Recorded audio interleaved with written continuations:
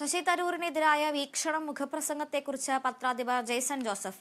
ശശി തരൂർ സാധാരണ പ്രവർത്തകരുടെ വികാരം മനസ്സിലാക്കുന്നില്ലെന്ന് ജെയ്സൺ ജോസഫ് കുറ്റപ്പെടുത്തി. സാധാരണ പ്രവർത്തകരുടെ വികാരമാണ് വീക്ഷണം മുഖപത്രം. തരൂർ വിശ്വപൗരനാണ്. അദ്ദേഹത്തിന് ലഭിക്കുന്ന ഡാറ്റകളിൽ പിശകുണ്ട്. ഇടയ്ക്കിടെ വന്നു പോകുന്നവർക്ക് പാർട്ടി ആസ്ഥാനത്ത് സീറ്റുണ്ടാവില്ല. ഞങ്ങൾ അഭിപ്രായം പറയും. ലേഖനം തിരുത്തണോ എന്ന കാര്യം തരൂറാണ് തീരുമാനിക്കേണ്ടതെന്നും ജെയ്സൺ ജോസഫ് പറഞ്ഞു. ശശി തരൂർ വിശ്വപൗരനാണ്. ഇന്ത്യക്കാകെ അഭിമാനിക്കാൻ കഴിയുന്ന വ്യക്തിത്വമാണ്. ഒരു പത്രമെന്ന നിലയിൽ അതിൻ്റേതായ വീക്ഷണമുണ്ട്. അത് പ്രവർത്തകർ രണ്ട് രീതിയിലുള്ള വികാരങ്ങളുണ്ടാവാം. അപ്പോൾ നമ്മൾ പറയുന്ന കാര്യങ്ങളിൽ എല്ലാം ശരിയാവണമെന്നോ ഒന്നുമില്ല. എന്നാൽ പോലും ഒരു പൊതുവികാരം അങ്ങനെയുണ്ട്.